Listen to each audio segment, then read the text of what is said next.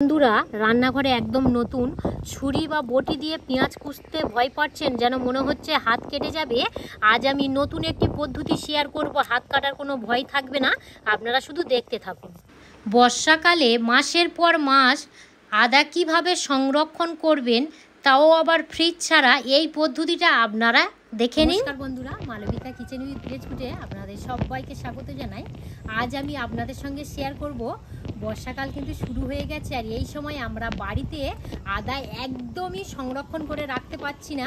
আজ আমি নতুন একটি পদ্ধতি আপনাদের সঙ্গে শেয়ার করব। আপনারা অনেক দিন ধরে আদাটা সংরক্ষণ করে রাখতে পারবেন এবং সেই সঙ্গে আরও বিভিন্ন ধরনের টিপস থাকবে। তো পেঁয়াজ আমরা কাটি ছুরি বটি দিয়ে, অনেক ক্ষেত্রে যেসব বন্ধুরা রান্নাঘরে নতুন, হাত কেটে যেতে পারে। আজ আমি ছুরি বটি ছাড়াই পেঁয়াজ কুচে দেখাবো। এর সঙ্গে বিভিন্ন ধরনের টিপস থাকবে, যেসব নতুন বন্ধুরা রান্নাঘরে, সেই সব বন্ধুদের খুব উপকার পাবেন। চলুন এবার রান্নাঘরে চলে যাই। প্রথম যে টিপসটা হলো, এখানে একটা পাত্র নিয়েছি, এই পাত্রের মধ্যে 1 চিপি ভিনিগার দিয়ে দেব। এইভাবে 1 চিপি ভিনিগার দিলাম। আর এখানে খবরের কাগজ নিয়েছি, দুটো ভাগে ভাগ করে নেব, নিয়ে এইভাবে একটু গোল করে নেব। কি করছি বা কিসের জন্য ব্যবহার করব সেটা তো একটু পরেই বুঝতে পারবেন। এবার এই ভিনিগারটা এইভাবে একটু লাগিয়ে নেব।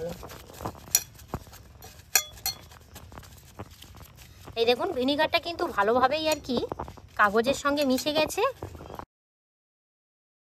আমি এখানে বাচ্চাদের বুট নিয়েছি, আপনারা কিন্তু বড়দেরও বুট নিতে পারেন।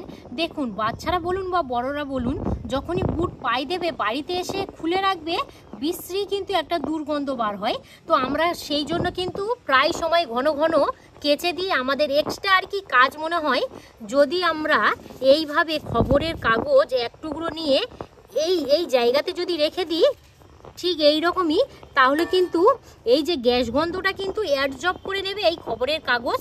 তাহলে সেক্ষেত্রে আমাদের কিন্তু এক্সট্রা কাজ বলে মনে হয় না। আমি এখানে বললাম বড়দেরও কাজের সূত্রে হয়তো অনেকে প্রত্যেক দিন আর কি বুট পায়ে দিয়ে যেতে হয়, আর আমাদের চিন্তাই হয় যে প্রত্যেক দিন কি আমরা কাচতে পারি, সময় হয়তো হয়ে ওঠে না।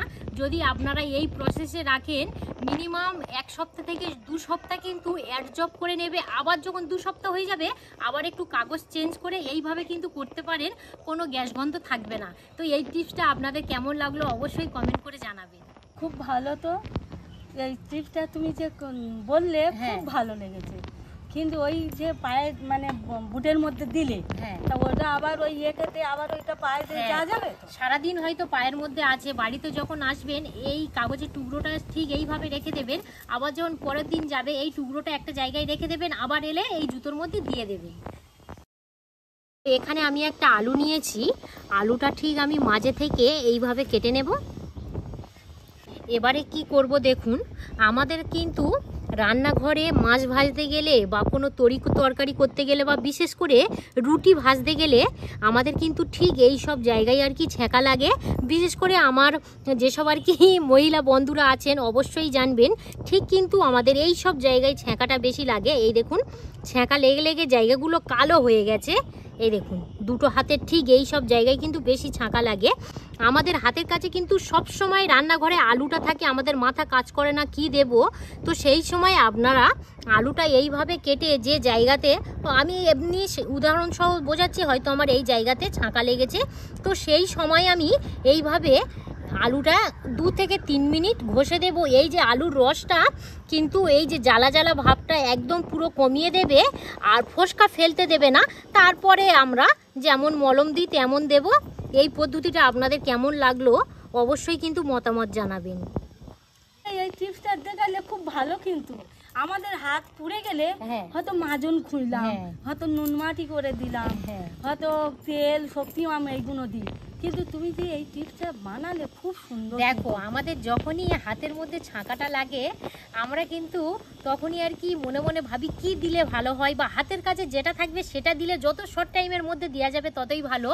তো অনেক জিনিস হয়তো খুঁজতে গেলে পাই না, সবসময় কিন্তু আমাদের হাতের কাছে আলু থাকে, আর আলুর রস ভীষণ উপকার। তো আমরা যদি এইভাবে কিছুক্ষণ লাগিয়ে দিই, বুলবুলুনি ভাব থাকবে না, আর ফোসকাও ফেলতে দেবে না। আপনারা বাড়িতে একবার ট্রাই করে দেখবেন। দেখুন আমরা কিন্তু প্রত্যেক দিন বাড়িতে দুধ জাল দিয়ে থাকি, আর যে পাত্রের মধ্যে আমরা দুধ জাল দিয়ে থাকি ঠিক কিন্তু সেই পাত্রটা এই রকমই থাকে। আমরা কি করি, জলের মধ্যে ধুয়ে নিই, মেজে নিই। আপনারা না পরিষ্কার না করে, এখানে আমি একটা ছোট্ট টিপস দেখাবো। এখানে আমি দিয়ে দেব হাফ চামচ বেসন। আপনারা বেসনের পরিবর্তে ময়দাও ব্যবহার করতে পারেন, কারণ আমাদের রান্নাঘরে বেসন বা ময়দা সবসময় থাকে। আর এবারে দিয়ে দেব অল্প করে হলুদের গুঁড়ো, অল্প করে দেখুন হলুদের গুঁড়ো নিয়েছি। এবারে যেটা করব, এইভাবে ভালো করে মিশ্রণটা মিশিয়ে নেব। এই দেখুন এইভাবে ভালো করে মিশ্রণটা মিশিয়ে নিলে এটা কিন্তু ভীষণ একটা উপকারী ফেস প্যাক তৈরি হয়ে গেল।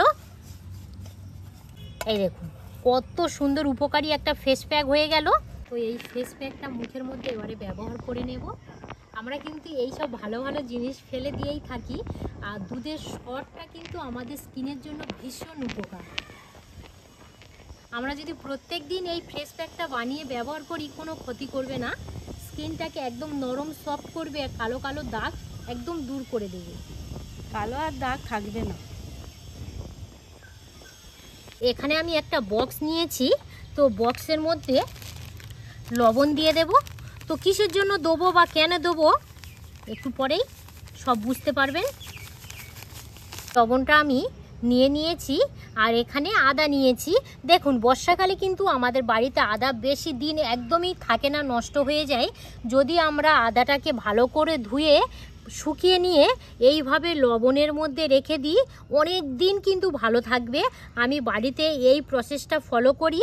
তো আপনাদের সঙ্গে শেয়ার করার একটাই কারণ, যে বর্ষাকালে বিশেষ করে এই বর্ষার সময় কিন্তু আদা প্রচুর পরিমাণে নষ্ট হয়। যদি আপনারা এই প্রসেসে করে রাখেন তাহলে একটুও বলে কিন্তু আদা আর নষ্ট হবে না। চাপাটা ভালো করে সিল করে দেব। যখনই মনে হবে ওখান থেকে এক টুকরো নেবো, আবার এইভাবে চাপা দিয়ে রেখে দেব। যে পেঁয়াজটা এমন পদ্ধতিতে কুচবো, এখানে কোনো বটি ব্যবহার করব না, ছুরি ব্যবহার করব না। দিদি তুমি বলো কিভাবে কুচবো? কিভাবে কুচবে তাহলে? বটি করবে না, ছুরিও করবে না, কিভাবেই করবে? তুমি শুধু খালি দেখতে থাকো আমি কিভাবে করি। একটা পেঁয়াজ ছাড়িয়ে নিয়ে মাঝে থেকে এইভাবে চেলা করে নিয়েছি। আর এখানে একটা নিয়েছি আলু ছাড়ানোর মেশিন। এই রকমই মেশিন কিন্তু প্রত্যেকটা বাড়িতেই থাকে।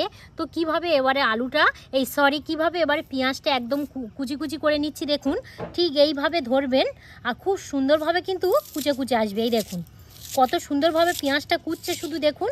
এবার আমি দেখাবো, এই দেখুন পেঁয়াজটা কত সুন্দরভাবে কুচছে।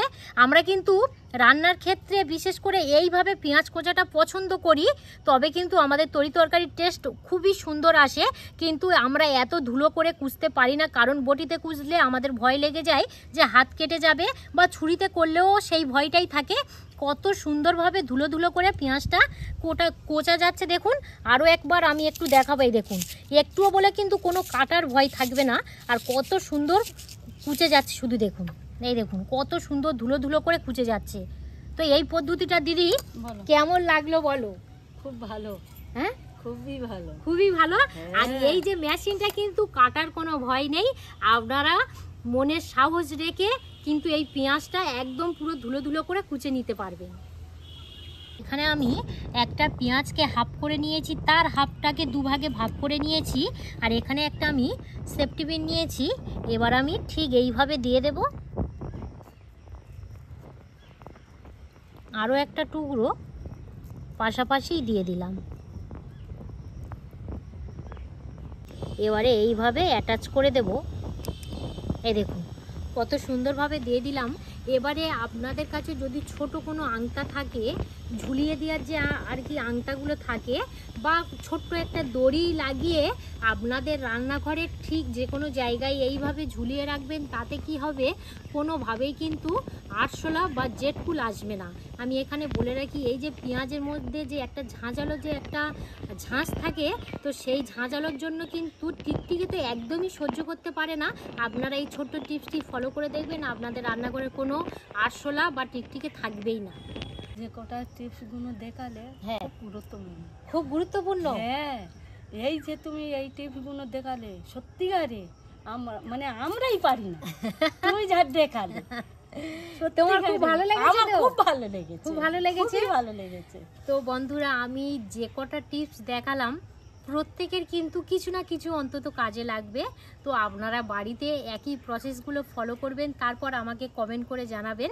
আর যদি ইউটিউব থেকে দেখে থাকেন তাহলে বেশি বেশি করে লাইক শেয়ার করে দেবেন। আর মালবিকার রান্নাঘর ফেসবুক পেজ থেকে দেখে থাকলে পেজটা ফলো করে সাথে থাকবেন।